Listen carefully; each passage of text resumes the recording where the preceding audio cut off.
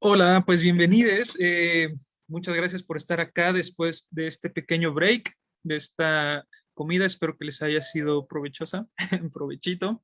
Y nada, yo estoy muy emocionado de poderles compartir esta mesa, en sí todo el equipo, porque de alguna manera es una promesa que se va a cumplir de un diálogo que habíamos iniciado con Alfredo Romero hace ya pues, 3 años. Primero en su versión germinal que ocurrió en el seminario de historia que él mismo nos dio en la 3 veces heroica Facultad de Ciencias Políticas y Sociales, y luego en 2017 justamente en el Foro Corea, donde dio una ponencia a propósito de la tercer Corea. Y como había sido a lo largo del foro, el día de hoy, ayer y en otros eventos previos de CEMEC, habrán notado que hemos usado el concepto y ha estado por ahí flotando y apareciendo en diversas mesas, pero si han sido lo suficientemente perspicaces o observadores, también habrán notado que no todas las personas lo hemos usado de la misma manera o definido, digamos, en los mismos términos. Y esto tiene que ver por una cuestión bien sencilla, que es que gracias a Alfredo habíamos importado el concepto de la red francófona de estudios coreanos, pero se había quedado en aduana, embargada, toda la discusión y problematización que le había dado su origen. Hoy tenemos la fortuna de que este cargamento ha sido liberado y va a ser entregado, pues, ni más ni menos de parte del autor intelectual del concepto, que es Patrick Maurus. Eh, Nada, yo creo que igual las grandes mentes piensan igual. Ante los Juegos Olímpicos de Invierno de Pyeongchang y la posterior reunión entre Kim Jong-un y Moon Jae-in en 2018, pues motivaron varias discusiones a nivel global, ¿no? Y sobre todo a nosotros, un poquito ahí metidos en los estudios coreanos, nos hizo reflexionar mucho a propósito de estas relaciones y una posible unificación. Alfredo fue el que nos propuso abrir este seminario de historia, pues él consideraba este posicionamiento clave para hacer una lectura comprensiva de la historia de la península antes de su división como una opción teórica, digamos, necesaria para poder pensar ahora sí sobre la viabilidad, posibilidad o posibles consecuencias de estos encuentros y si la unificación estaba en la mesa, digamos, de discusión de lo concreto a lo posible o era más bien, digamos, un camino que todavía nos falta bastante por recorrer. De manera paralela, pues Patrick estaba postulando este concepto de la tercer Corea para pensar lo irreconciliable que pareciera ser la idea de que Corea es una, ¿no? Muy presente en los nacionalismos y discursos coreanos, y preguntándose, pues, ¿podrá su geografía volver a ser una? Una pregunta clave es, ¿y quién es Patrick Maurus y por qué evocamos su trabajo? Les voy a leer a continuación una pequeña semblanza. Patrick es cofundador del Centro de Investigación Independiente sobre Coreas, que desde 1999 mantiene una postura crítica y autónoma a otros centros de investigación y sus constricciones, y que ahora forma parte de la activa revista Review Tangon. Es profesor emérito del Instituto National de Lenguas y Civilisaciones Orientales, INALCO, en París, y se ha especializado en las Coreas desde hace más de 40 años, dando clases tanto en Corea del Sur como en Corea del Norte. En la editorial Act Sud ha traducido más de 100 novelas y cuentos coreanos al francés, llevando al público francófono literatura coreana contemporánea. A su vez, trabaja en la consultoría, acompañamiento y guía turística de varios grupos de viajeros, periodistas o académicos que hacen estancias o visitas en Corea del Norte. Entonces, como pueden ver, su especialidad parte de la literatura coreana, pero también de la traducción y específicamente también de pensar Corea del Norte no solo desde el escritorio, desde lo académico, sino desde la propia experiencia andada que involucra este trabajo, digamos, de acompañamiento que hace estos grupos de viajeros, ¿no? En 2018 publicó su libro Las Tres Coreas, que ante lo acalorado que ya mencionaba que habían sido este movimiento de piezas de las relaciones intercoreanas, consideraba que las noticias que llegaban a Francia y, digamos, en términos también a este escenario occidental, pues mantenían una idea muy anquilosada, muy rebasada de Corea del Norte, solo mencionándola como esta amenaza nuclear, ¿no? Y estática, digamos, en cuanto a su constitución, su historia y su cultura, mientras que Corea del Sur era una figura completamente distinta, muy dinámica, muy cambiante, completamente modernizada, y un Estado-nación, digamos, que por ahí se va robando cada vez más el título de Corea, como si Corea fuera sinónimo de Corea del Sur. ¿Y por qué pasa esto, no? ¿Por qué tenemos esta imagen colectivo, pareciera global, no? Entonces, con estas preguntas en mente y buscando plantear, digamos, de manera muy provocadora, romper esto, es que madura algunas ideas que él por ahí ya tenía presentes en su libro Corea en sus fábulas, que publicó en 2010, que aborda los mitos coreanos que dan lugar a construcciones de los nacionalismos coreanos, tanto en el norte como en el sur, haciendo esta distinción, para argumentar que el pueblo coreano ya iba teniendo sus escisiones, sus divisiones antes de 1950, ¿no? Y que cada vez más en diferentes entidades, pero pareciera que hoy en día solamente advertimos esta división puntualmente de dos Coreas, ¿no? Y pero él habla, hay una tendencia surcoreana de entender la cultura y la historia coreana solo desde Corea del Sur. Entonces, aquí hay un punto que nos encanta y el por qué queremos referirnos a Patrick Maurus y lo hemos invitado en esta ocasión, porque su reflexión de las tres Coreas apunta críticamente, y esto es fenomenal, una reflexión que emerge desde la literatura. Entonces, en su libro de las tres Coreas, él apela a tres realidades distintas, heterogéneas, que han surgido por caminos de manera paralela desde 1953, y donde no hay realidad coreana que no contemplemos al pensar a la península coreana, y que existe incluso antes de su partición. Es decir, hay una tercer Corea, ubicada al margen arriba de Corea del Norte, en territorio chino, y que siempre se excluye en la narrativa nacionalista de pensar Corea es una o en la unificación de Corea, pues no sale, digamos, en el panorama. Personalmente, creo que aquí está la potencia de su propuesta, denunciar una coreanidad que se gesta fuera de la península, fuera de lo que se considera Corea en sus dos partes geográficas ya bien ubicadas, ¿no? Esta tercer Corea que existe en las periferias, enfrentando una existencia fronteriza, pero que es parte de su historia, su geopolítica y de alguna manera también de su etnicidad. Entonces, para darle la palabra ahora a él, la invitación es muy sencilla y a la vez compleja. Estaba haciendo memoria que el primer evento que hicimos juntos del Círculo Mexicano de Estudios Coreanos en 2015 en el Museo Nacional de las Culturas, arrancamos nuestra mesa colectiva preguntándole al público, ¿qué es lo primero que piensas cuando oyes la palabra Corea? ¿Qué piensas cuando oyes Corea del Sur o cuando oyes Corea del Norte? Bien, ahora gracias al acompañamiento de ustedes y trabajando colectivamente nuestras reflexiones, las hemos madurado un poco y los cuestionamientos que traemos a esta mesa es de qué estamos hablando cuando hablamos de Corea y cómo podríamos definirla para plantear bases de lo que son los estudios coreanos. Aquí a continuación vamos a ver un video de Patrick Maurus que nos ofrece su personal respuesta a este cuestionamiento. Vamos a poner un videíto, el cual va a tener subtítulos en español y después tendremos la fortuna de que él nos va a acompañar en vivo para la discusión, preguntas y respuestas que se dé después del video. Entonces, pues nada, disfrútenlo mucho y ahorita nos escuchamos. Bonjour, good morning, buenos días. I hope this connection works. So hello from Paris. I'm going to talk to you today about the three Koreas in my very, very broken English, but that's the best way we found to communicate. I don't speak Spanish and I'm awfully sorry about that. So I'm going to talk to you about the three Koreas, an idea that came from this book, Les Trois Corées. I guess you must be Tres Coreas. But it is with a great caution and care that I dare presenting to you a potentially explosive concept.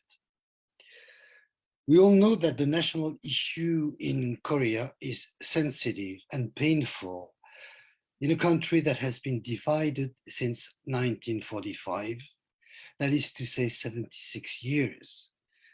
In other words, no Korean alive has an adult experience of a unified Korea, the very object of the national issue. But we're not here to share collective beliefs or myths, illusions or convictions, nor to participate to the victimization discourse that has been going on in Korea for ages. While acknowledging the strengths of patriotic feelings, which must be studied as historical facts, we do not have to accept without discussion the decrees of nationalism. But when it comes to division or reunification, These decrees are so strong that they actually intervene in any debate, and it's probably not an exaggeration to say that they actually prohibit any debate. The division is the subject of numerous political discourses throughout Korean territory. Nevertheless, attitude towards divisions vary completely from Jeju-do in the far east to Yeonji in the far north. To simplify matters, in South Korea, they couldn't care less, although politicians are forced to talk about it. In North Korea, they talked about it all the time. And in Chinese Korea, they prefer to discuss about something else. For foreign eyes, this obsession with the reunification is understandable, but surprising enough, considering that Korea's history is a history of divisions. The founding book of popular history, whether in the form of Samguk Sagi or the one of Samguk Yusa, is that of a centuries-old division that leads to problematic unification. Since the geography of this unified or divided Korea is extremely variable and full of myth, for forgetting the fourth kingdom, Kaya, for forgetting that the unification was achieved with Chinese help, for forgetting that its third kingdom of the first millennium, Kuguryo, and its successors, like Balhae, were of a very, very uncertain historical nature. Addressing the subject of Korea immediately raises the issues of division and reunification. And I have no intention of disregarding the importance of these topics. The human aspects would not allow me to do that.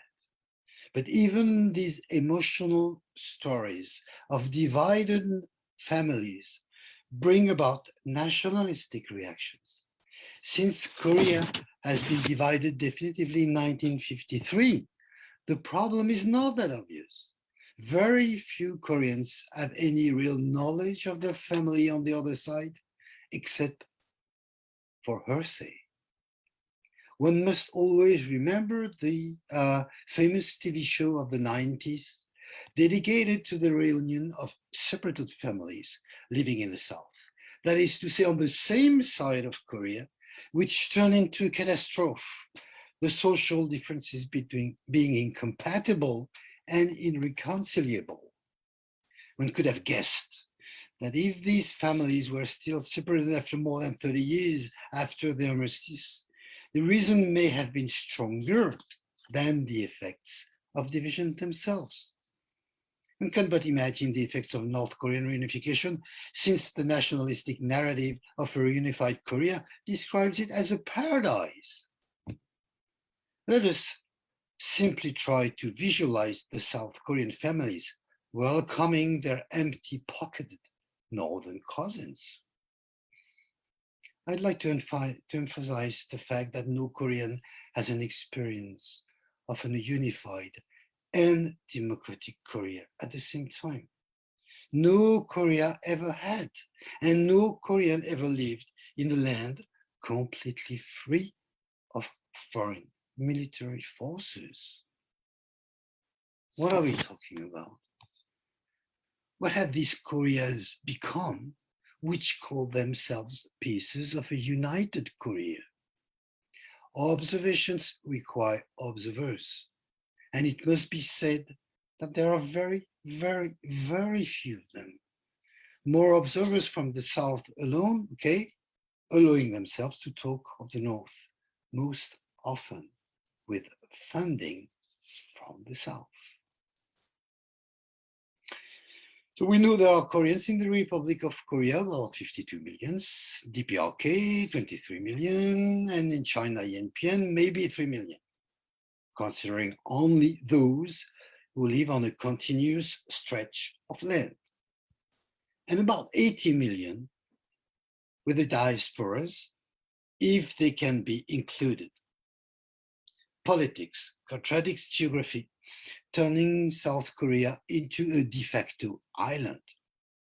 These Koreas have little knowledge of one another. That fact alone should forbid them to speak about one Korea. Now, try telling a Korean that there are three Koreas. Korea is one, will be the immediate and angry reply. 조선 하나, 한국 하나. Personally, I don't mind if there are 3, 1, or 4.2 Koreas. I just want to ask one very, very, very simple question. Korea may be one, but why is there no linguistical way to say it in Korean? There's no way other than using a word that embodies division. Either Hanguk or Choson or Chaosian or Yenpian Choson, Yenpian Yeonpyeon, which means that when a Korean says Korea, he always says North Korea, South Korea, or Chinese Korea, never one Korea. In other words, there is one Korea, there is not one way to say it. For 3 or 4 generations now, Koreans have lived in different societies and regimes. To all non-Koreans, this would raise the question of the unity of the people concerned. In fact, it should be pointed out that 3 Koreas does not necessarily mean 3 peoples, but for me, 3 political entities plus 3 cultures with common aspects. If you travel to these 3 Koreas often enough, what I do, you cannot but be surprised by certain attitudes. In Yanji, the capital of the Yenpian Yeonpyeon Autonomous District in China, you can meet Koreans of the 3 origins, which was forbidden before. This changes rapidly, and contacts can take place anywhere almost anywhere in Manchuria now. When you discuss with Koreans of those 3 origins, one issue is pointed out rapidly.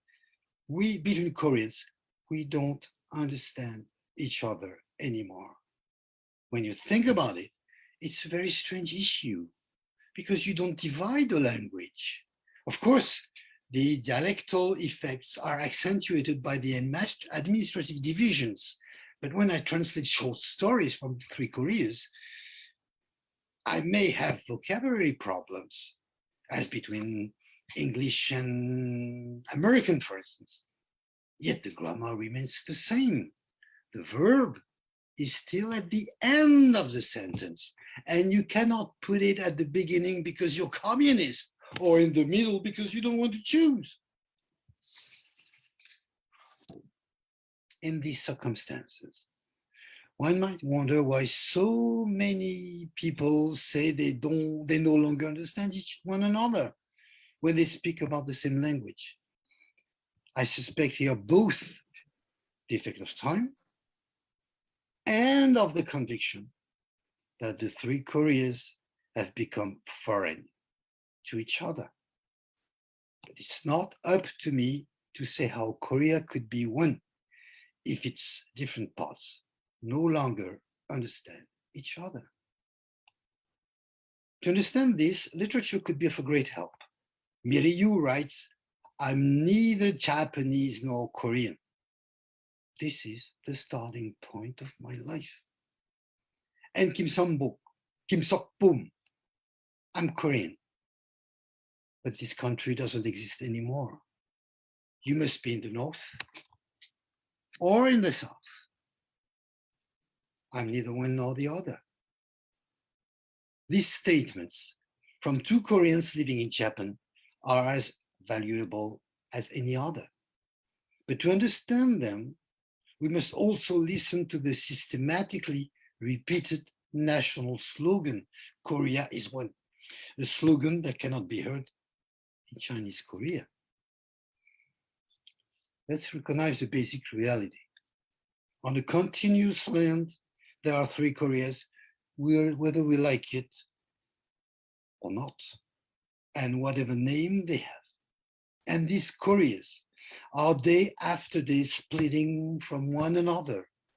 There is not such a thing as half a Korea or 1/3 of Korea, but 3 different Koreas, more and more different every day. They all say Korea is one, but in fact, they know almost nothing about the 2 other sides. One might wonder whether this is of any real importance, as it shocks nationalists. I think, and I think you think, that it's not the same at all. First, because Korea is not a socio-historical fact, but a political slogan, a political wish, a political project. I'm not Korean and therefore refuse to take a public stance, but I noticed that even in this respect, nationalism is too simplistic. It doesn't answer the question, what would one Korea be? North plus South? Is this an obvious one Korea? The 3 Koreas slogan is an ideological attitude. One Korea is a voluntaristic vision of the future. And it's the same ideological attitude when rewriting the history of the colonial period, inventing a colonized but intact Korea. This is a voluntaristic vision of the past. Oddly enough, the intellectual mechanism is very similar to one of the Juche realism in the North, showing simultaneously the existing reality and the dreamed reality. A quick glimpse at some movies could maybe informative. We understand that the complete lockdown of the borders, the quasi-impossibility to travel, certainly doesn't help. How do the writers and scenarists manage to represent the other and their works? Representing the other always takes you to hesitate between the two, the other as your alter and the other as an allude, the other as the same of yourself and the other as your absolute contrary. Since you know nothing of the other side, he cannot be your alter ego. But being your alter, the slogan Korea is one becomes an empty one. Moving La Shwiri, Jesse, Welcome to Tongmagol, or The Spy Gone North, all show North Korean on screens. Excuse me. Shwiri is a spy movie which wonders how to show a North Korean villain on screen without giving him a Korean villain face by cutting the film in half. First part, spies training by killing political prisoners, bad guys. Second part, the superb woman North Korean spy goes on a mission to South. In the first part, the North Korean are monstrous and no identification is possible. In the second part, since the North Korean are spies, they are completely identical to South Koreans. In JSA, 4 soldiers, 2 from each side, in the demilitarized zone, sympathize with each other in secret. What was temporarily separated in Shwiri is topographically reunited. They are on a kind of no man's land inside the DMC, which is itself a no man's land. A true unified Korea of few square meters, the allude, the other, becomes the alter, a second me. But in both cases, the story ends in a bloodshed because it's impossible to have a really lasting relation between the 2 sides. Welcome to Tongmagol seek to overcome the contradiction by placing soldiers of both sides in an ideal and impossible village, completely ignorant of the war, kind enough to make sacrifice for the villagers, but it also ends in bloodshed. This means that whenever you try to show North Korean on screen, you must go against all realistic rules. Everything you come up with while imagining a reunion, a meeting, or an encounter between people from both sides of the DMZ must be erased at the end of the movie. It may exist for an hour, but then it must disappear because it cannot happen in reality. Conclusion.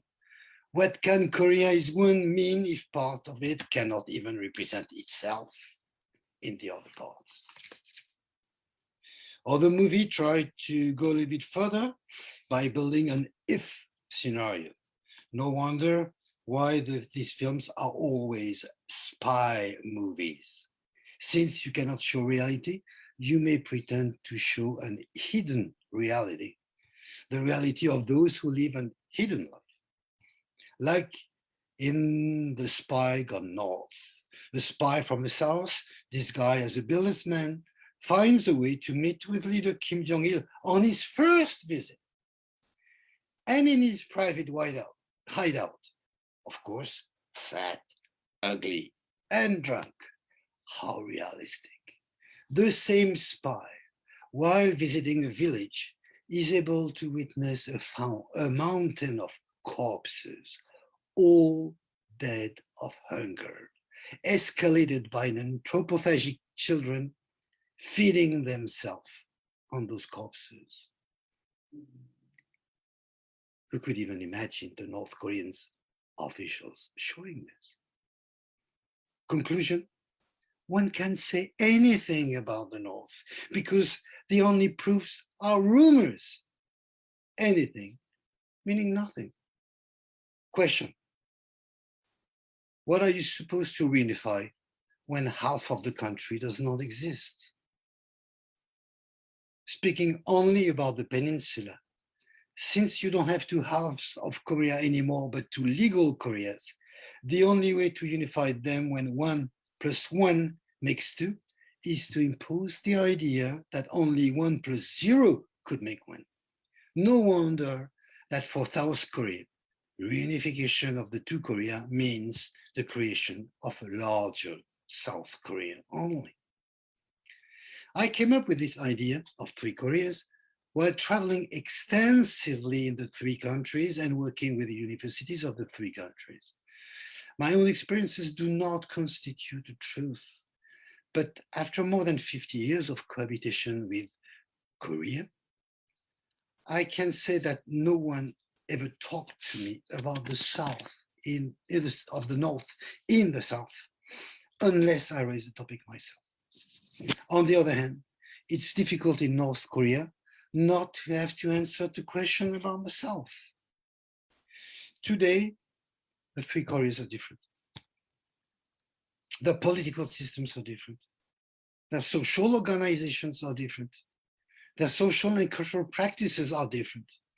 The habits are different. Their environments are different. Even their food is starting to become different. The mentalities are different. I think that even their dreams and nightmares are different. Can these 3 Koreas unite without losing their differences? Certainly not. Because the situation of Third Korea within the People's Republic of China, in any case, no one talks about the unification of the Third Korea with the other 2. But it's legitimate to wonder if it could not be the same for the other 2. Is reunification that obvious? And even if we only talk about the 2 usual Koreas, their speeches about reunification in terms of respecting the integrity of the other are extremely unreliable and untrustworthy. But I'm making this presentation to a Mexican audience. And although I'm not at all a specialist of your situation, and I'm sorry about that, I feel I should mention the issue of the diaspora. I do not wish to decide whether the diaspora is an integral part of the Third Korea. But what about an extension of the concept? I've not studied that aspect yet, even though we are preparing an issue of our review, Tangun, that is our Tangun is here, on the subject of the diaspora. But I'm open to the subject and to the idea. I don't know yet if Yenpian should be studied as a part of the diaspora or separately. In that case, this diaspora could be kind of fourth Korea. Why not? If you reject the nationalistic decrees, this question is perfectly valid. The starting point of this reflection could be the status of the population of the Third Korea. The real or mythological history refers to the Koguryo kingdom in the first millennium, to which the official history of the DPRK often refers, considering that it was Koguryo who should have reunited the peninsula and not Chile. Everyone will understand the similarity with the Korean War when the US intervention changed the logic of the war. Yet, very few Yanji people today, to my experience, refer to this period of antiquity. They all talk about waves of immigration between the 19th century with famine, the 20th century with Japanese colonization, and the 21st century against, alas, with famine. I'm assuming that these people with a geography, with a geography without history is becoming a people with history without geography. Why? The Koreans of the region regrouped where immigration already existed without building up a narrative. The strong Manchun presence and then the Chinese Han presence have largely explained that fact, geography, but without history. Over time and quite recently, in parallel with the massive influx of Han Chinese, Koreans are widely dispersed throughout the rest of Manchuria. In Dandong and Shenyang in particular, there are now many of them. They claim their Korean nationality vis-a-vis the Chinese and vis-a-vis the other two Koreas, with whom they absolutely do not identify. So now they have an history, but they are losing their geographic definition. The latest step in Beijing policy towards them has been to revive bilingualism, for Koreans with Korean signs throughout the Yanji capital. This migration movement continues anyway in a dual movement, rural immigration and national immigration. The Koreans in China are now dissolving in Chinese society. I have no intention, for conclusion, of telling anyone what their own conclusion of all this should be. My only hope as a researcher is that all those who use the word Korea will now feel obliged to define it before using it. Thank you very much for your attention. Sorry for that really broken English. That must have been horrible to listen. And I think I will turn live now to discuss with you with pleasure in Mexico. Thanks again. Esta ponencia que nos acaba de dar bastante contundente y creo que nos ha dado muchas reflexiones, sobre todo tres creo muy puntuales, sobre qué implica pensar Corea y cómo incluso hay una problematización lingüística que deberíamos tener al grado de enunciar qué palabras en coreano al menos estamos usando para definir Corea, ¿no? Por aquí vemos un comentario de Eri. Buenas tardes. Escuchando sobre las películas de espías, pensé en la película As One de 2012.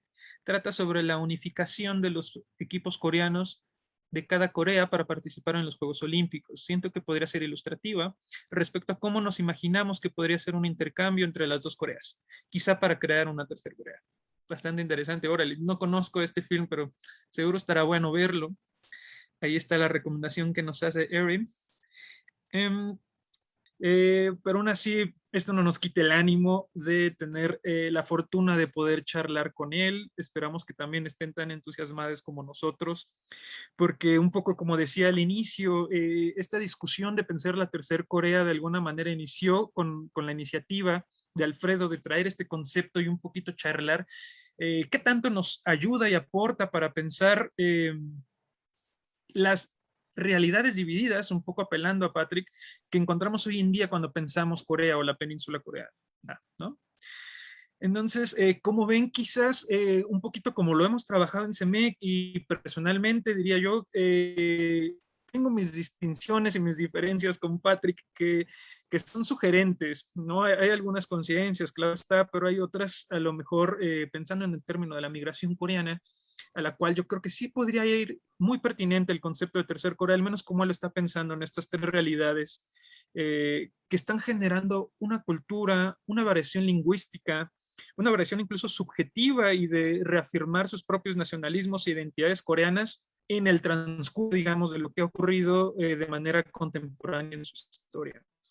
Entonces, no me gustaría hacer yo acá un soliloquio y aventarme yo solito una argumentación sobre cómo yo creo que podría ser útil para pensar la migración coreana en nuestro continente, en América Latina, el concepto de tercer Corea.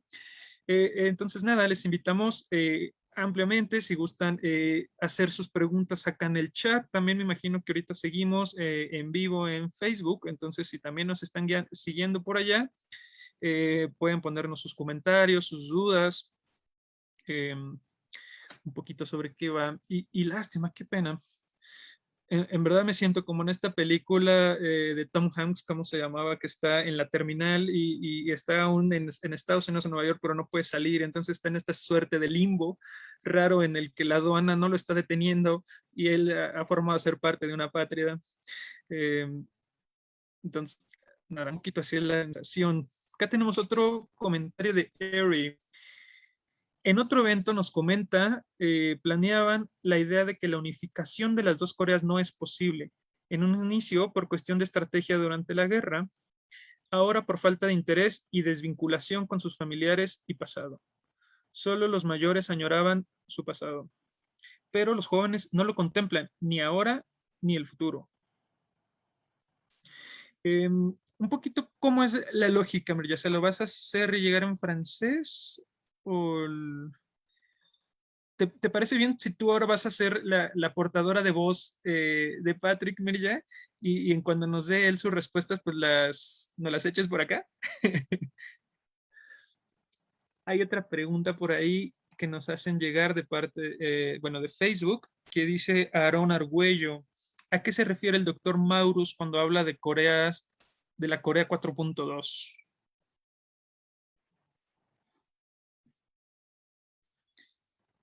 Bueno, estamos, Milla le va a hacer llegar estos dos comentarios a Patrick. Esperamos su contestación por el chat y ahorita escucharemos a Mirja como portadora de voz de Patrick. Mientras les comentamos que estamos en la recta final del foco y bien emocionados de todo lo que hemos compartido hasta ahora. Seguramente todavía van a ser más interesantes las últimas dos mesas de ponentes. The last two panels would be very interesting. The last two. Yo estoy escuchando también la traducción acá. Listo. Y después tenemos una mesa muy interesante sobre las oportunidades académicas y profesionales que hay para la comunidad mexicana y se podría extender a la comunidad latina en Corea del Sur.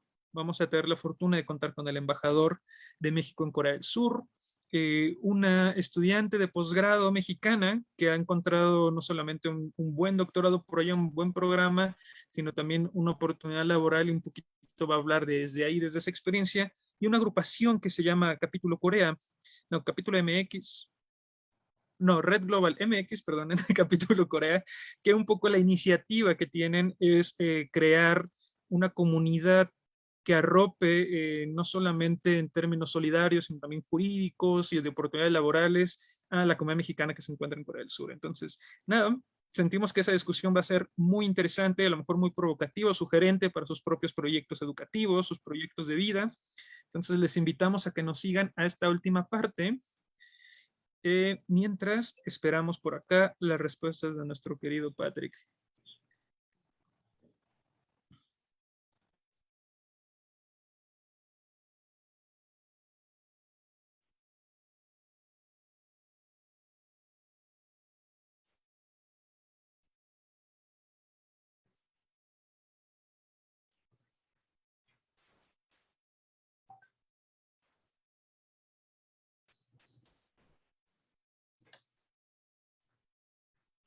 Sí, Miriam, ¿nos apoyas leyendo la respuesta de Patrick o quieres que lo haga yo? No, ahí voy. Es absolutamente una verdad que el joven del Corea del Sur nos importa de la reunificación. En mi propia Corea, mi own Korean son, en mis propios hijos coreanos, a ir al Corea del Norte conmigo. O sea, si mi hijo no se importa por ir a Corea del Norte conmigo.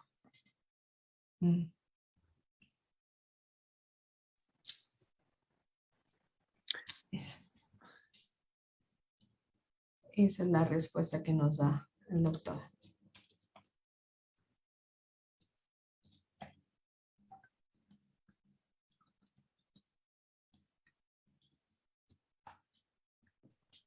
Qué interesante. Una, no sabía que tenía un hijo coreano, y dos, yo me muero de ganas de ir a Corea del Norte y, digamos, tener esa oportunidad solamente financiera y posiblemente de hacerlo, sino con una expertise como el de Patrick como guía.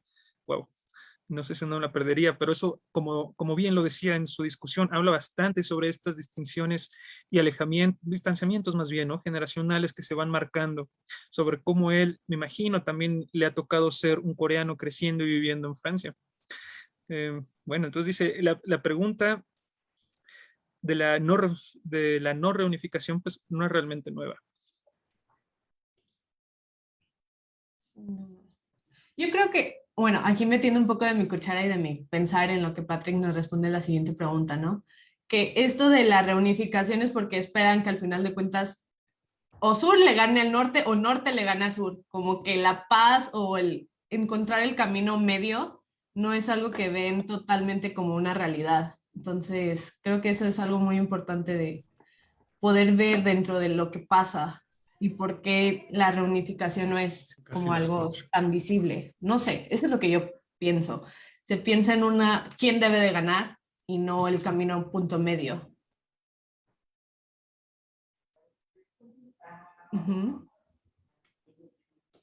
Patrick también nos comenta que la famosa novela The Square nos muestra a un chico que eligió entre las dos Coreas y en vez de escoger entre ambas, prefiere suicidarse.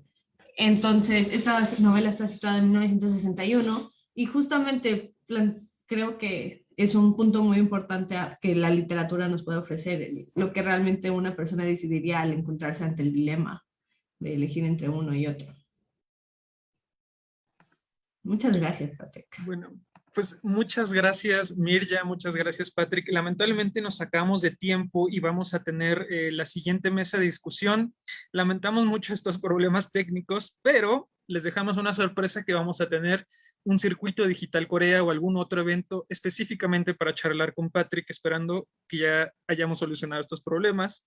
Solo quisiera terminar esta mesa comentando esto, ¿no? De que el hablar de una sola Corea es quizás un enunciado ideológico, nacionalista, mientras que la propuesta de Patrick de hablar de tres Coreas es un ejercicio académico crítico, que opera no tanto como una cuestión de la realidad, un poco lo que nos decía, que él realmente no le interesa o no le gustaría plantear de hay una, dos, tres o 4.2 Coreas, sino más bien es un ejercicio reflexivo para enunciar que hay un presente en tensión que es divergente, ¿no? Y que va marcando distintas realidades para pensar y pensarse como coreanos, coreanas, y que desde ahí hay que aceptar esta realidad para poder pensar realmente cuáles son las posibles nodos de coincidencias, de unificación, y sobre todo, mientras y los que hacemos estudios coreanos, pensar que no nos debemos de quedar solo con escenarios y realidades relativas a Corea del Sur, ¿no? Hay que pensar que está Corea del Norte y hay una tercer Corea donde el concepto aún está en disputa, si solo se refiere a los coreanos que están en este margen cercano en territorio chino, ¿no? De coreanos en esta provincia de Jilin, o si también podríamos incluir a las comunidades coreanas en el exterior, es decir, su diáspora, o ahí tendría que ver a lo mejor teóricamente pensar otra Corea. Pues parece que vamos a dejar en suspenso este debate y contestarlo en un próximo evento donde tengamos mayor fluidez con Patrick. Muchas gracias por conectarse, andar por acá, y les invitamos a quedarse porque ya iniciamos con la siguiente mesa.